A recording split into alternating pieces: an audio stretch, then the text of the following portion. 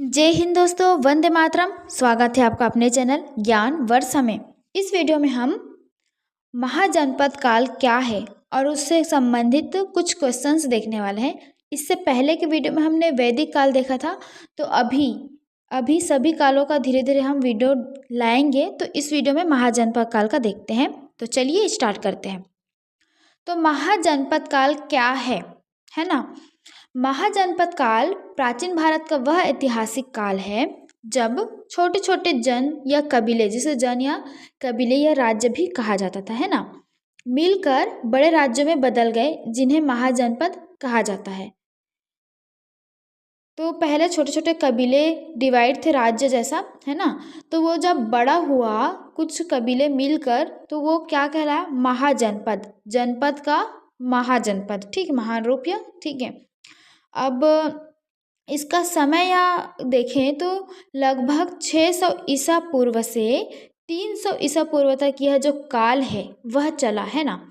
और यह काल वैदिक काल के बाद और मौर्य काल के पहले आता है। हमने पहला काल देखा था, इससे पहले का काल देखा था वैदिक काल। उसके बाद महाजनपद काल आता है और महाजनपद काल 300 ईसा पूर्व तक चला। उसके बाद मौर्य काल की स्थापना हुई। तो महाजनपद काल शब्द का अर्थ समझते हैं। तो महाजनपद शब्द का अर्थ है महा, धन, जन, धन, पद, है ना। तो महा का अर्थ क्या होता है, बड़ा, और जन का अर्थ होता है जन समूह, बड़ा जन समूह, और पद मतलब क्षेत्र एक हिसाब से, है ना। तो इसका अर्थ क्या निकला कि बड़ा राज्य, विस्तृत जन समूह वाला प्रदेश महाजनपद कहलाएगा। और उस टाइम पर 16 महाजनपद थे। बौद्ध ग्रंथ अगंतुर निकाय में 16 महाजनपदों का उल्लेख भी मिलता है। और 16 महाजनपद सभी का नाम नहीं देखते हम एमसीक्यू करना है हमें, अभी हल्का सा डिटेल बस जान रहे हैं हम इसका। तो 16 महाजनपद में सबसे शक्तिशाली महाजनपद मगध को कहा जाता था, है ना। सबसे शक्तिशाली मगध राज्य था, पूरा धन धान्य से संपन्न राज्य था और सबसे शक्तिशाली मगध था। उसके बाद मगध के बाद सेकंड नंबर कौशल, फिर अवंती, वज्जी, कुरु, पांचाल, गांधार और काशी, है ना। कौशल, अवंती, वज्जी, कुरु, पांचाल, गांधार और काशी है, याद रखिएगा, है ना। अब देखते हैं शासन व्यवस्था कैसी थी उस काल में। तो महाजनपद काल में ना शासन व्यवस्था दो प्रकार के थे, एक राजतंत्र और दूसरा गणतंत्र।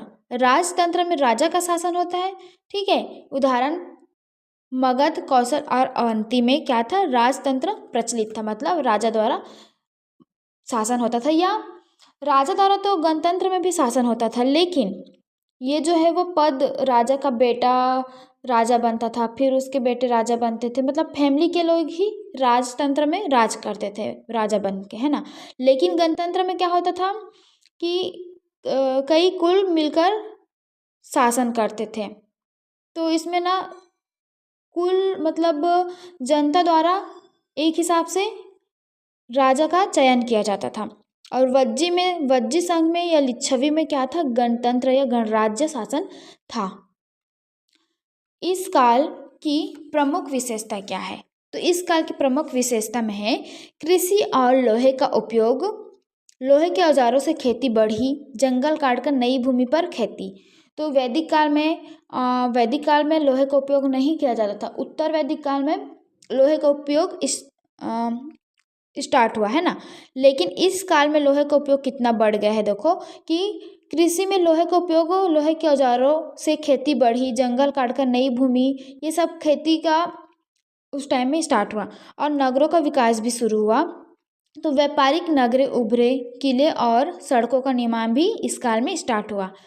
उसके बाद देखते हैं महाजनपद काल में, तो व्यापार और मुद्रा, सिक्कों का प्रयोग हुआ। पंच चिन्हित सिक्के इस टाइम में स्टार्ट हुए। और इससे पहले के काल में हम देखे थे कि मुद्रा का कोई भी प्रचलन नहीं था, मतलब वस्तु के बदले वस्तु लेना देना, ये सब वो उस टाइम में चलता था। लेकिन महाजनपद काल में मुद्रा या सिक्कों का प्रयोग शुरू हुआ, याद रखिएगा, इम्पॉर्टेंट है ना। अब देखते हैं सेना का विकास। तो सेना जो है, तो सेना स्थायी सेना बनी, रथ, घोड़े, हाथी का उपयोग भी स्टार्ट हो गया, है ना। बड़े राज्यों के बीच युद्ध शक्तिशाली बनने की प्रतिस्पर्धा, अंततः मगध सबसे शक्तिशाली बना। इस टाइम में क्या स्टार्ट हो गया था कि सभी लोग अपने राज्य को बड़ा करने के लिए तुले हुए थे, और मगध राज्य जो है युद्ध कर करके बाकी आसपास के राज्यों को अपने राज्य में मिला के सबसे शक्तिशाली राज्य बन चुका था। मगध राज्य जो है सबसे शक्तिशाली महाजनपद कहलाया इसीलिए, है ना। नेक्स्ट है, अगला है धार्मिक परिवर्तन। तो इस पॉइंट में हम देखते हैं कि इस काल में वैदिक कर्मकांडों के विरोध में नए धर्म उभरे थे। वैदिक काल में ना ऋग्वेद, आरण्यक, ब्राह्मण ग्रंथ, इन सब की रचना हुई थी और बहुत कर्मकांड में विश्वास बढ़ गया था। सब युद्ध कर्मकांड ये सब में बहुत ज़्यादा रुचि लेना और ग्रंथों में बहुत ज़्यादा डूब गए थे। लेकिन इसके बाद जो काल आया महाजनपद काल, उसमें क्या हुआ, इन सब का विरोध शुरू हो गया, क्योंकि अति सर्वत्र वर्जित होता है। पूजा करो, भक्ति करो, लेकिन लिमिट में करो। अंधविश्वास में विश्वास नहीं करना है, लेकिन कुछ ज़्यादा ही हो चुका था ये सब। तो इन सब के विरोध में कौन कौन सा धर्म उभरा, तो गौतम बुद्ध जी द्वारा बौद्ध धर्म आया और महावीर द्वारा जैन धर्म आया, है ना। और इन सब का, इन दोनों धर्म का एक हिसाब से लक्ष्य देखें तो अहिंसा, करुणा और सरल जीवन पर जोर देना यही था। और हमारे सभी धर्म में यही रहता है कि हमें अहिंसा नहीं करनी चाहिए, करुणापूर्ण विश्वास रखना चाहिए, मानव मात्र सब एक समान, ये सब जो है वो धर्म सिखलाता है। लेकिन इंसान जो है अच्छी बातों को छोड़कर अंधविश्वास में डूब जाते हैं। धर्म हमें गलत शिक्षा नहीं देती, लेकिन इंसान उसे धर्म को गलत बना देती है। मगध का उसका उत्कर्ष देखते हैं ना। तो मगध सबसे शक्तिशाली राज्य क्यों बना, क्योंकि मगध जो है महाजनपद काल में हमने देखा कि सबसे शक्तिशाली राज्य था, है ना। लेकिन उसका शक्तिशाली होने का क्या क्या कारण है, तो पहला है कि उपजाऊ भूमि थी, वहाँ की भूमि बहुत उपजाऊ थी, है ना। और दूसरा, लोहे का भंडारण भी वहाँ था, नदियों से व्यापार होता था, नदियाँ भी थी, नदियाँ होने के कारण ही वहाँ की जमीन जो है उपजाऊ थी बहुत, और नदियों के द्वारा व्यापार किया जा सकता था आसानी से। अब देखते हैं मजबूत सेना का मजबूत होना बहुत ज़रूरी है ना। आसपास के एरिया को अपने में युद्ध द्वारा इन्होंने मिलाया था, क्योंकि मजबूत उसकी सेना थी। और देखते हैं उसके और क्या है कारण, तो बिंबिसार और अजातशत्रु जो है योग्य शासक थे, जिन्होंने मगध को इतना शक्तिशाली बनाया था। तो ये 4-5 कारण हैं जिसके कारण मगध राज्य जो है इतना ज़्यादा शक्तिशाली बना, है ना। अब इन सब का सार देखते हैं, महाजनपद काल का अभी जितना पढ़े उस सब का सार देखें तो वैदिक काल के बाद का चरण क्या कहलाया, महाजनपद। छोटे जन बड़े राज्य, ठीक है, छोटे छोटे राज्य से मिलकर, छोटे छोटे जनपद या राज्य से मिलकर जो बड़ा राज्य था वो महाजनपद कहलाया, है ना। और देखते हैं कि कितने महाजनपद थे, तो 16 महाजनपद थे। उस टाइम में कितने महाजनपद थे, याद रखिए 16। और नगर, व्यापार, सेना का विकास भी इसी काल में हुआ।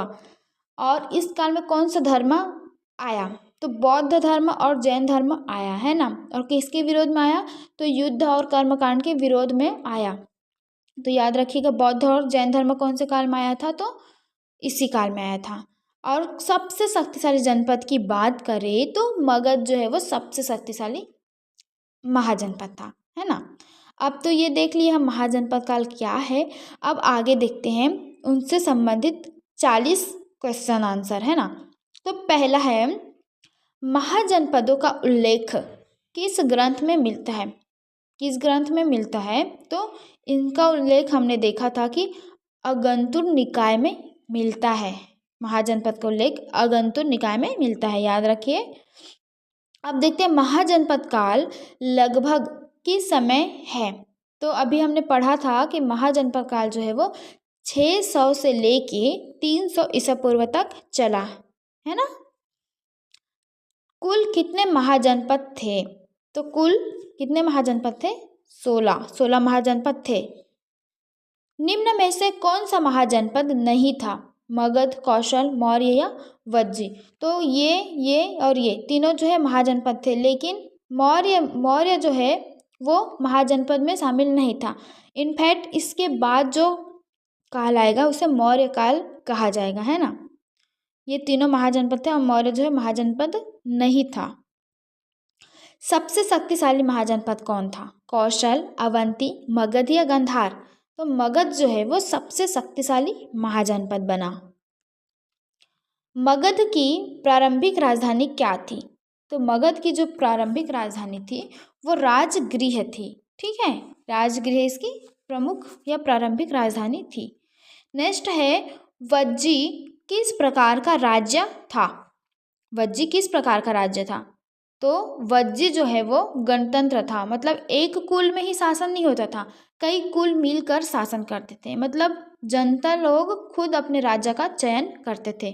सबसे पहले कहाँ स्टार्ट हुआ गणतंत्र? तो वज्जी में स्टार्ट हुआ था और बाकी सभी जगह राजतंत्र चलता था। अब अगला है, गणतंत्र में शासन किसके हाथ में होता था? तो बताइए किसके हाथ में होता था? तो जनता के द्वारा चुना गया प्रतिनिधि के हाथ में होता था। नेक्स्ट है, कौशल की राजधानी क्या थी? कौशल की राजधानी क्या थी? तो श्रावस्ती इसकी राजधानी थी, याद रखिएगा, कौशल की राजधानी श्रावस्ती थी। अवंती की राजधानी क्या थी? तो अवंती की राजधानी उज्जैन थी, है ना, उज्जैन थी, याद रखिएगा, उज्जैन। नेक्स्ट है, महाजनपद काल में सिक्कों को क्या कहा जाता था? तो महाजनपद काल में ही मुद्रा का चलन स्टार्ट हुआ था और सिक्कों को पंच चिन्हित सिक्के कहा जाता था, है ना। अब नेक्स्ट है, लोहे के व्यापक उपयोग से क्या प्रभाव पड़ा? तो लोहे का उपयोग इस टाइम स्टार्ट हो चुका था और इससे कृषि का विस्तार हुआ। कैसे विस्तार हुआ? तो इससे लोहे से यंत्र बनाया जाता था कृषि करने का, कुछ यंत्र बनाए जिससे कृषि का विस्तार और अच्छे से हो पाया। बिंबिसार किस वंश से संबंधित था? बिंबिसार किस वंश से संबंधित था? तो ये जो है ना, हर्यक वंश से संबंधित है, हर्यक वंश से संबंधित है। अजातशत्रु ने किसे पराजित किया था?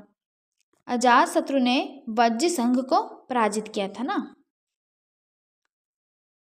अब देखते हैं, पाटलिपुत्र किस नदी के तट पर स्थित है? पाटलिपुत्र जिसे अभी क्या कहा जाता है? तो वर्तमान में ये पटना कहलाता है ना। कौन सी नदी के तट पर स्थित है? तो गंगा नदी के तट पर स्थित है ये। नेक्स्ट है, महाजनपद काल में स्थायी सेना की शुरुआत किसने की थी? तो महाजनपद काल में स्थायी सेना की शुरुआत मगध ने की है। गौतम बुद्ध का जन्म किस महाजनपद में हुआ था? तो इसका जन्म शाक्य या कपिलवस्तु में हुआ है। महावीर किस गणराज्य से संबंधित है? महावीर जैन जो है वो वज्जी से संबंधित है ना, वज्जी से ये संबंधित है। महाजनपद काल में नगरों के विकास का मुख्य कारण क्या था? तो नगरों के विकास का मुख्य कारण था कृषि अधिशेष। इस काल में कृषि का बहुत ज़्यादा विस्तार हुआ था। राजसूय यज्ञ किससे संबंधित था? युद्ध से, राज्याभिषेक से, व्यापार या शिक्षा से? तो राज्याभिषेक के समय राजसूय यज्ञ किया जाता था। कौन सा महाजनपद आधुनिक अफगानिस्तान क्षेत्र में था? काशी, गांधार, वत्स या कुरु? है ना, तो गांधार जो है वो अभी देखा जाए उस टाइम तो भारत में ही था, है ना, अखंड भारत था, लेकिन अभी देखें तो अफगानिस्तान क्षेत्र में ये आता है। कुरु और पंचाल किस क्षेत्र में थे? कुरु और पंचाल किस क्षेत्र में थे? तो उत्तर प्रदेश क्षेत्र में ये दोनों है, पंचाल और ये उत्तर क्षेत्र में आते हैं, है ना, आते थे। महाजनपद काल में कर वसूली किसके द्वारा होती थी? तो किसके द्वारा होती थी? तो ये राजा के द्वारा कर वसूला जाता था।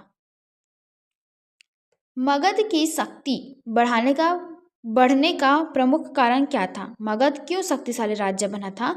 तो उसका कारण था समुद्री तट, उपजाऊ भूमि, मरुस्थल या पर्वतीय क्षेत्र। तो हमने देखा कि मगध जो है वो नदियों की शक्ति या उपजाऊ भूमि होने के कारण ही और ज़्यादा शक्तिशाली बना। वज्जी संघ की राजधानी क्या थी? वज्जी संघ की राजधानी वैशाली थी, वैशाली इसकी राजधानी थी। महाजनपद काल में प्रमुख आर्थिक गतिविधि थी शिकार, कृषि, उद्योग या खनन। तो कृषि का विस्तार इस टाइम में हुआ, विकास और विस्तार दोनों हुआ था। लोहे का उपयोग भी इसी टाइम में स्टार्ट हुआ था अच्छे से। जन से जनपद में परिवर्तन का कारण था युद्ध, जनसंख्या वृद्धि, स्थायी निवास या धार्मिक सुधार। तो स्थायी निवास ही इसका कारण था। निम्न में से कौन सा गणराज्य था? मगध, अवंती, वज्जी या काशी। तो निम्न में से वज्जी जो है वो गणराज्य था, बाकी जो है राजतंत्र में शामिल थे। महाजनपद काल में सबसे अधिक संघर्ष किन राज्यों में हुआ था? तो महाजनपद काल में ना मगध और कौशल के बीच में बहुत ज़्यादा संघर्ष हुआ था, बहुत ज़्यादा इन दोनों के बीच में संघर्ष देखने को मिला था। याद रखें, मगध और कौशल। लेकिन मगध जो है वो कुछ कुछ कारणों से शक्तिशाली था और वो हर राज्य को हरा लेता था। पंच चिन्हित सिक्के किस धातु के बने होते थे? किस धातु के पंच चिन्हित सिक्के या मुद्रा जो है वो चलन में था? तो चांदी के ये बने होते थे। याद रखिएगा, चांदी के सिक्के थे। महाजनपद काल में व्यापारिक मार्ग किसके द्वारा सुरक्षित किए जाते थे? तो इसका राइट आंसर आएगा ऑप्शन बी, सैनिक के द्वारा। ठीक है। नेक्स्ट है, महाजनपद काल के अंत में कौन सा साम्राज्य उभरा? कौन सा साम्राज्य उभरा? तो महाजनपद काल के बाद जो साम्राज्य आएगा वो मौर्य काल आएगा। इसके बाद जो काल चलेगा वो मौर्य काल चलेगा, है ना। अब देखते हैं, चंपा किस महाजनपद की राजधानी थी? तो अंग प्रदेश की राजधानी क्या थी? चंपा थी। वत्स की राजधानी थी? तो वत्स की राजधानी कौशाम्बी थी, है ना, कौशाम्बी थी। तक्षशिला किस महाजनपद में था? तो तक्षशिला जो है वो गांधार में था। और प्लीज़ मुझे सपोर्ट कीजिए, मेरा चैनल नया है, please support and subscribe my channel. जल्दी से 1000 पूर्ण करवाइए। और नेक्स्ट है, महाजनपद काल में सामाजिक व्यवस्था कैसी थी, है ना। तो कैसी थी? तो इस काल में वर्ण आधारित सामाजिक व्यवस्था थी। देखिए, पहले वर्ण ही आया था, पहले जाति वाति का कोई रोल नहीं था। वर्ण के आधार पर जाति समाज को व्यवस्थित किया गया था या बांटा गया था। तो वर्ण आधारित व्यवस्था भी इसमें थी। वैदिक काल में भी वर्ण व्यवस्था थी और महाजनपद काल में भी वर्ण व्यवस्था थी, है ना। महाजनपद काल में अधिशेष उत्पादन का अर्थ है? अधिशेष उत्पादन का अर्थ क्या है? घाटा, अतिरिक्त उत्पादन, व्यापार हानि या कर। तो अतिरिक्त उत्पादन हो जाता था, उसे क्या कहा जाता था? अधिशेष उत्पादन कहा जाता था। गणराज्य में सभा को क्या कहा जाता था? तो सभा होती थी गणराज्य में तो उसे संघ कहा जाता था, है ना, संघ हो ऐसा कहा जाता था। मगध के उत्कर्ष में किस शासक का योगदान था? तो हमने पढ़ा था कि बिंबिसार का इसमें योगदान था। आज का लास्ट क्वेश्चन देखते हैं। महाजनपद काल का प्रमुख धार्मिक सुधार आंदोलन था।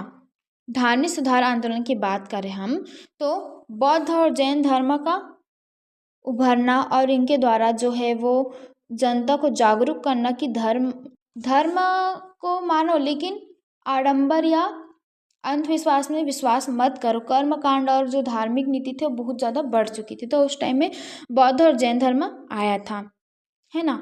लेकिन सभी धर्म का एक गोल्डन पीरियड होता है, फिर धीरे धीरे वो घटने लगता है, धीरे धीरे बढ़ने लगता है। इस टाइप का उस टाइम पहले ये सब चलता था। अभी जो है वो स्थायी रूप से धर्म स्थापित हो चुका है। तो वीडियो अच्छी लगे तो please like and subscribe my channel. Thanks for watching friends.